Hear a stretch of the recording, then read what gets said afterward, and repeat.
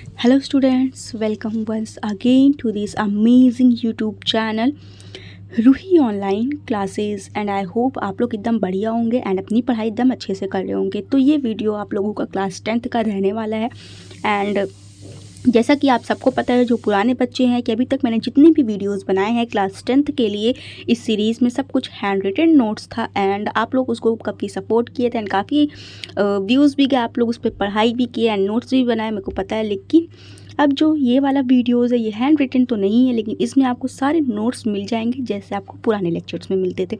तो ये चैप्टर जो है आप लोगों का चैप्टर नंबर 2 नियंत्रण एवं समन्वय है, जिसमें आज हम लोग अंतःस्रावी ग्रंथियों तथा उनसे स्रावित हार्मोन्स के बारे में पढ़ने वाले हैं।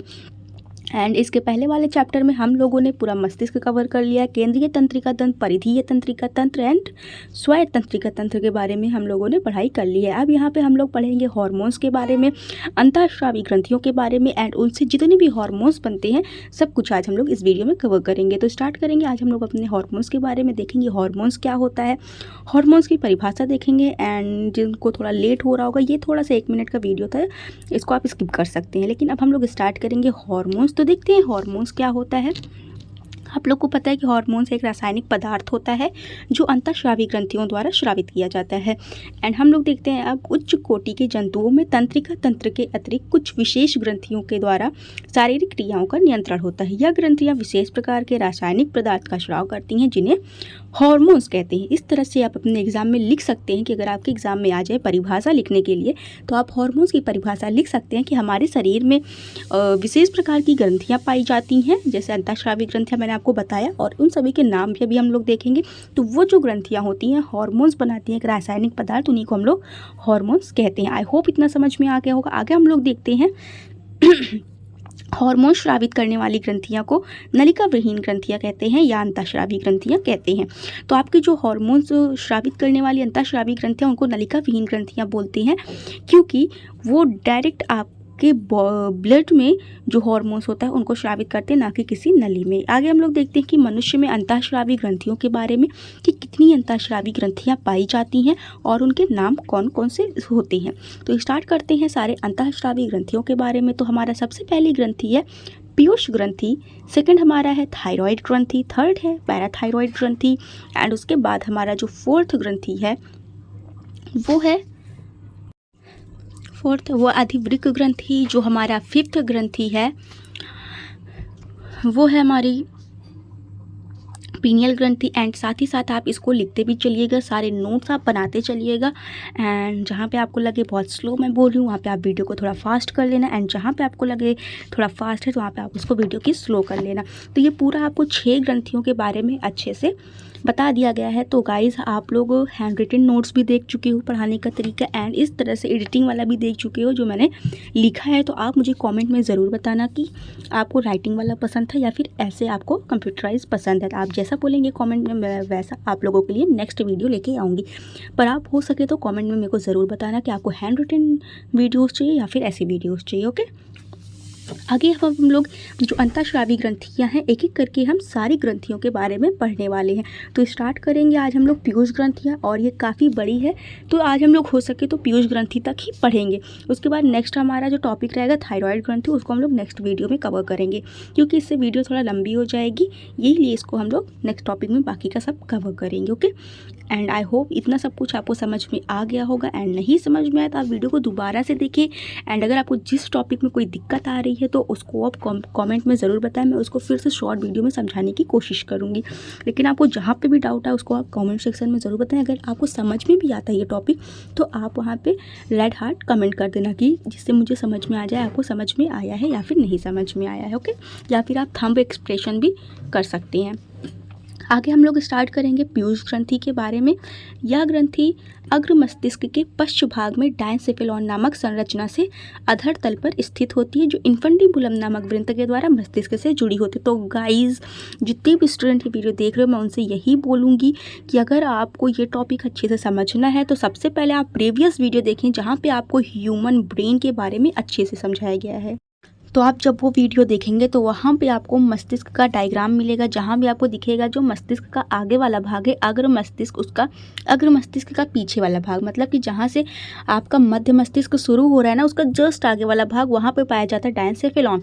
एंड आई होप कि सबको पता होगा कि डायनसेफेलॉन जो होता है उसको टू पार्ट्स में डिवाइड किया गया है, थैलेमस एंड हाइपोथैलेमस। तो वहाँ पे क्या होता है कि उसके नीचे के साइड है ना, मस्तिष्क के नीचे के साइड जो होता है आपका पीयूष ग्रंथि पाया जाता है, जो कि जुड़ा होता है इनफंडिबुलम से। ओके, जो मस्तिष्क से जुड़ा होता है आपका पीयूष ग्रंथि, वो जुड़ा होता है इनफंडिबुलम से। ओके, एंड ये जो पीयूष ग्रंथि होता है ना, इसको आप लोग मास्टर ग्लैंड के नाम से भी जानते हैं।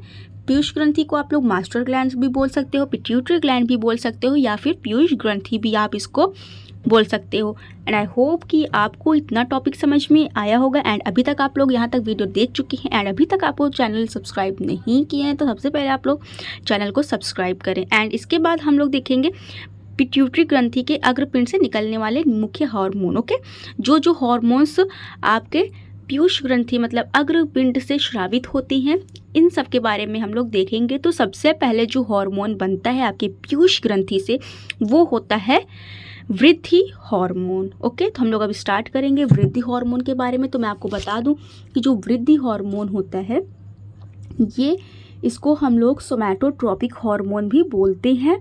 एंड ये जो वृद्धि हार्मोन होता है, ये आपके बॉडी में अगर इसका कम श्रावण होगा तो व्यक्ति बौना रह जाता है, एंड अगर इसका बहुत ही ज़्यादा श्रावण हो रहा है तो व्यक्ति कैसा गैंट बॉडी, मतलब कि भीम काय हो जाता है उसका शरीर। आई होप इतना समझ में आया होगा। मतलब कि जो पीयूष ग्रंथि होती है वही ग्रोथ हार्मोन को कंट्रोल करती है।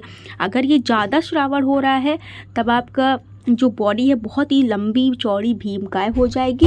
एंड अगर वो श्रावण उसका सिक्रीशन आपकी बॉडी में कम हो रहा है तब क्या होता है कि आपकी जो बॉडी होती है ड्वार्फ मतलब बौना ही रह जाती है। तो ये आपके शरीर की वृद्धि का सबसे महत्वपूर्ण प्रेरक होता है। ओके, कि आपकी बॉडी की हाइट कैसी होगी। ओके, एंड नाउ हम लोग स्टार्ट करते हैं हमारा नेक्स्ट हार्मोन जो पिट्यूटरी ग्रंथि द्वारा स्रावित होता है, वो है पुटिका प्रेरक हार्मोन, जिसे हम लोग FSH भी कहते हैं। एंड मैं आपको बता दूं FSH का फुल फॉर्म होता है फॉलिकल स्टिमुलेटिंग हार्मोन।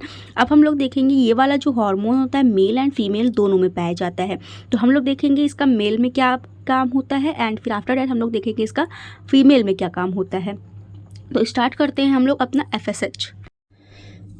यह पुरुषों में वृषण की शुक्र जनन नलिकाओं की वृद्धि तथा शुक्राणु जनन को प्रेरित करता है। तो बेसिकली बताया जा रहा है कि जो FSH हार्मोन होता है वो पुरुषों में जो शुक्र जनन नलिका होती है उनकी वृद्धि करता है तथा शुक्राणु जनन को प्रेरित करता है। मैं आपको बता दूं कि जब आप लोग अपनी नेक्स्ट चैप्टर पढ़ोगे जनन वाला चैप्टर, तब वहाँ पे आप लोग नर जनन तंत्र देखोगे जहाँ पे वृषण से शुक्राणु का निर्माण होता है।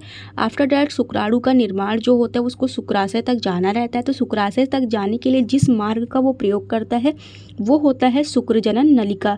तो शुक्र जनन नलिका की वृद्धि करने का काम जो होता है वो FSH का होता है। ये टॉपिक याद रखना आप लोग।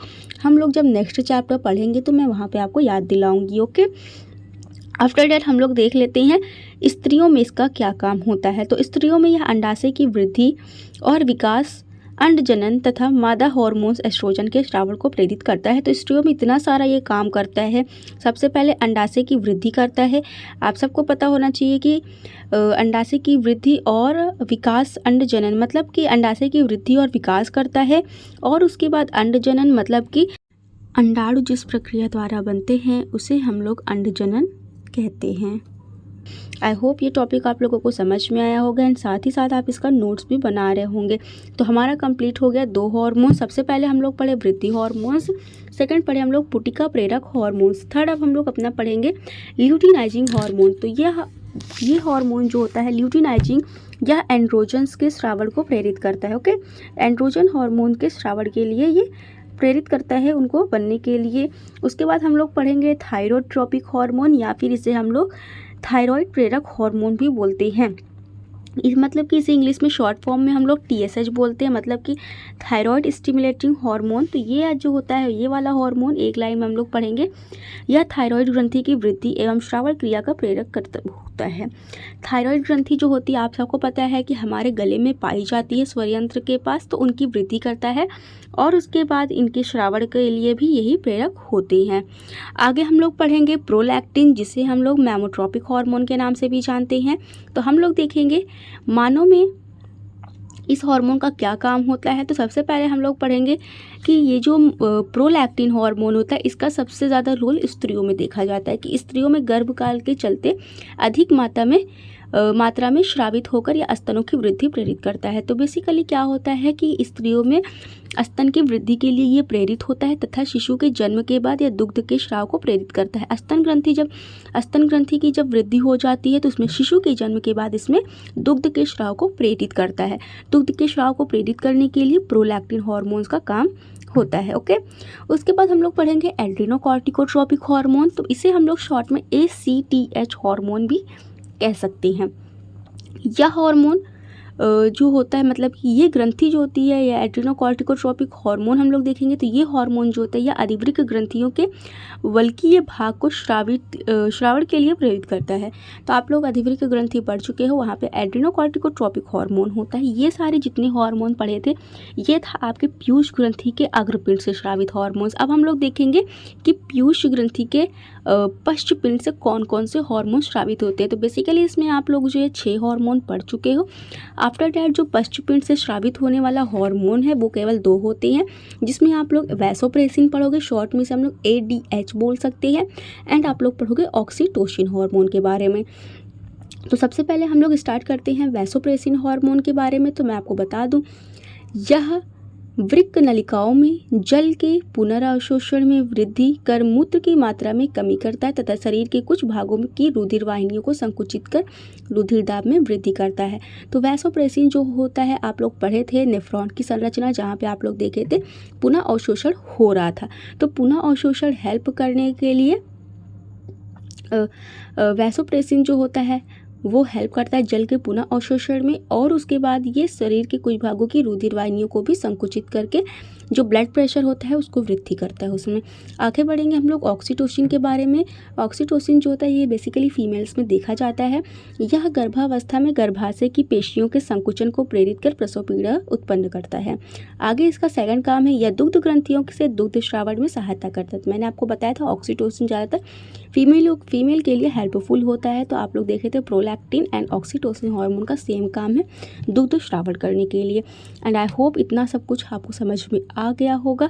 एंड वीडियो अच्छी लगी हो तो इसको ज़्यादा से ज़्यादा लाइक करें। एंड जो लोग अभी क्लास 10th की प्रिपरेशन कर रहे हैं या फिर आप लोगों को जिनको लगता है कि उनके लिए ये वीडियो हेल्पफुल रहेगी, उन सबके साथ ज़रूर शेयर करें। एंड आज की वीडियो आप सबको कैसी लगी कमेंट सेक्शन में ज़रूर बताएं। एंड आज अपना सेशन हम यहीं पे एंड करते हैं। आगे हम लोग थायराइड ग्रंथि एंड और भी ग्रंथि पैराथायराइड के बारे में भी हम लोग आगे नेक्स्ट लेक्चर में पढ़ेंगे।